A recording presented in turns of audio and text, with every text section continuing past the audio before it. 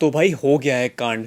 और मैं ऐसा क्यों बोल रहा हूँ, तो इस चीज़ का तो डर था ही कि एवेटार फायर एंड ऐश आने के पहले कुछ ना कुछ लीक्स आएंगे डूम्सडे के, और वो आ गए और इस बार लेजिटिमेट है। तो चलिए बिना किसी देरी के इस वीडियो को शुरू करते हैं।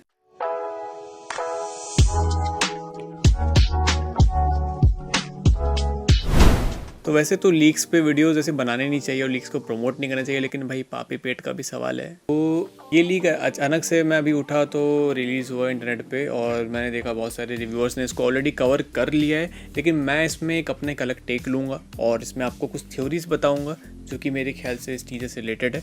जैसे आपको पता है कि अभी एवेटार फायर एंड ऐश आने वाला है, उसके साथ डूम्सडे के कुछ टीजर्स अटैच्ड होंगे। हाँ, आपने सही सुना, टीजर्स, क्योंकि एक रिपोर्ट आई थी कि हर एक वीक जब एवेटार फायर एंड ऐश लगा होगा तो अलग अलग डूम्सडे का एक टीज़र उसके साथ अटैच होगा, जिसमें अलग अलग चीज़ें दिखाई जाएंगी। जैसे पहले वाले में स्टीव रॉजर्स दिखाया जाएगा, जिस दूसरे में सुनने में आया कि थॉर दिखाया जाएगा, तीसरे में डॉक्टर डूम, और चौथा एक कंबाइंड टीज़र होगा।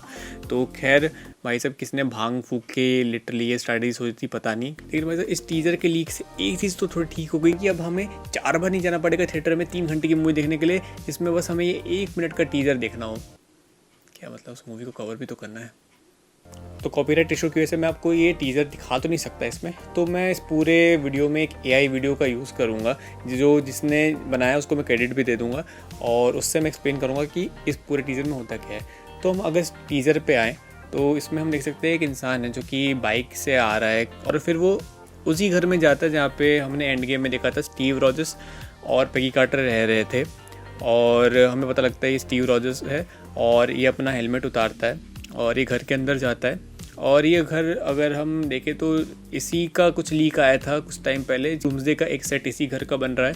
और कुछ और लीक्स आए थे कि डूम स्टीव रॉजर्स की वजह से ही शायद कहीं ना कहीं अपने क्वेस्ट पे निकला, और स्टीव रॉजर्स उसका बहुत बड़ा उसमें like first enemy sort of है। और ये क्यों है, क्योंकि एक थ्योरी आई थी कि इनकर्जन्स स्टीव ने क्रिएट किए हैं जब वो पास्ट में गया था, और वो रुक गया था पास्ट में एंड गेम के लास्ट में।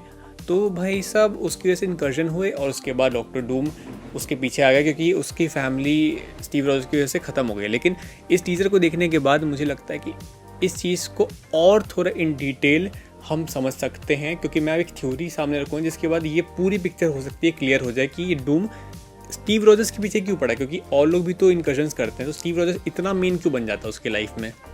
तो टीज़र में आगे बढ़े तो फिर स्टीव रॉजर्स अपने पुराने कपड़े देखता है जो कि उसने एंड गेम में पहने थे, और वो एक सूटकेस में रखा हुआ है, जैसे एक काइंड ऑफ एक ओल्ड रिमाइंडर का कि वो पहले क्या था लेकिन अब उसकी लाइफ कैसी है। उसके बाद हम देखते हैं कि भाई साहब जो एंड गेम में स्टीव रॉजर्स पास्ट में चला गया था, तो हम जानते हैं एंड गेम के बाद भाई स्टीव रॉजर्स चांद पे चले गए थे, ऐसे रूमर्स आते हैं। लेकिन भाई साहब मुझे तो यहाँ पे लगता है भाई साहब उन्होंने चांदनी रात किसी के साथ ज़्यादा ही बिता ली, क्योंकि भाई अगले शॉट में उनका बच्चा हो गया। चलो जोक्स अपार्ट, क्योंकि भाई साहब इसमें हम देख सकते हैं कि स्टीव रॉजर्स पापा बन चुके हैं और उनके गोद में एक छोटा सा बच्चा है, और वो उसको देख के बहुत खुश हो रहे हैं। तो ऑब्वियसली स्टीव रॉजर्स और पेगी कार्टर का बच्चा है। और फिर उसके बाद एक टाइटल कार्ड आता है कि Steve Rogers will return in Avengers doomsday. तो जैसे ही अपने एंड्रू गारफील्ड की क्लासेस अटेंड करके क्रिस एवंस बड़ा बोल रहे थे कि मैं तो नहीं हूँगा भाई एवेंजर्स डूम्सडे में, मैं मिस कर रहा हूँ। तो हम सब जानते हैं कि भाई कितना ये मिस कर रहे हैं, क्योंकि भाई उसी में है। और उसके बाद ये टीज़र ख़त्म होता है एक टाइमर पे। ये पूरा काउंटडाउन 2 चीज़ों को सिग्निफाई कर सकता है। एक तो जो एक्चुअल डूम्सडे मूवी आ रही है वो अभी से लेके कितने टाइम बाद आएगी। दूसरी जो मुझे लग रही है, जो कि थोड़ा एक ईस्टर एग भी है और एक ज़्यादा डीप चीज़ भी है, कि भाई वो MCU की टाइमलाइन में एक्चुअल में जो डूम्सडे आने वाला है और जो इनकर्जन्स होने वाले हैं उसको सिग्निफाई कर रहा है। क्योंकि हमने कुछ समय पहले एक रिपोर्ट सुनी थी कि एवेंजर्स डूम्सडे में रीड रिचर्ड, शूरी और कुछ इंटेलिजेंट लोग MCU के मिलके एक ऐसा टाइमर बनाएंगे जो कि इनकर्जन के बाद जब दुनिया ख़त्म होगी उसको प्रेडिक्ट कर पाएगा।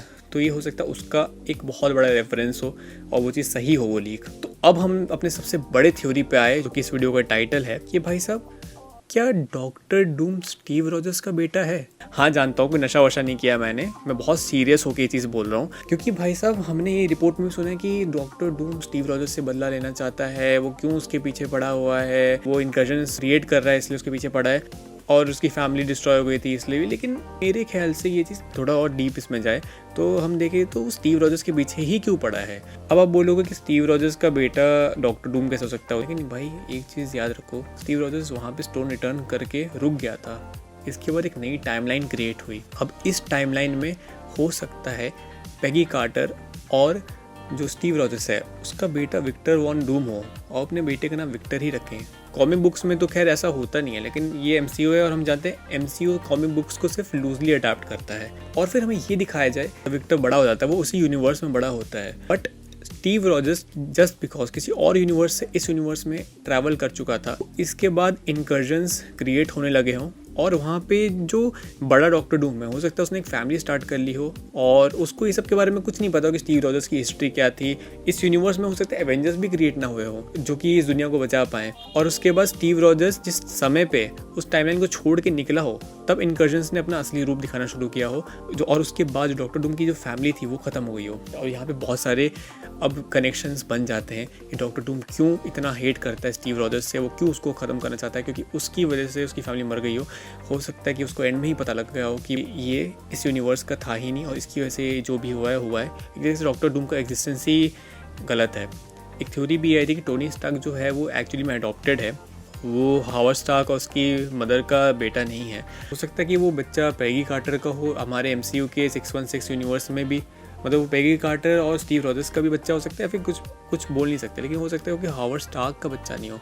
और यही रीज़न है कि भाई साहब डॉक्टर डूम एक ह्यूमन होते हुए भी कैसे इन सुपर हीरोज़ से डील करेगा, क्योंकि उसको मैजिक तो आता ही है, उसके पास टेक का नॉलेज भी है, लेकिन भाई साहब साथ ही साथ उसके पास स्ट्रेंथ भी होगी स्टीव रॉजर्स की, क्योंकि उसी की वो ब्लड लाइन है, तो उसके पास सुपर सोल्जर सीरम का भी पावर होगा।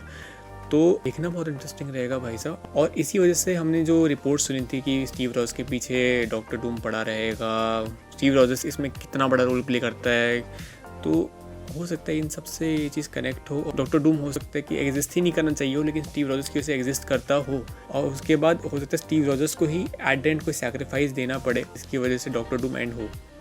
खैर बहुत वाइल्ड गेस था ये, लेकिन अगर ये सच होता तो आज का डेट याद रख लो, और याद रख लो मैंने ये चीज़ बोली थी कि 1 साल बाद कुछ भी हो सकता है। ये था एक छोटा टीजर डूम्सडे का, देखते हैं अभी और कितने टीजर्स ऐसे लीक अगर होंगे नहीं होंगे। ऑथेंटिक था, इसको डे मार्वल वाले हटा रहे हैं पूरे सोशल मीडिया से, पूरे इंटरनेट से, तो ये ऑथेंटिक ही है। तो अगर आप भी नहीं चाहते कि आपका बच्चा आगे जाके आपकी जान का दुश्मन बने, तो इस चैनल को जल्दी सब्सक्राइब कर लो।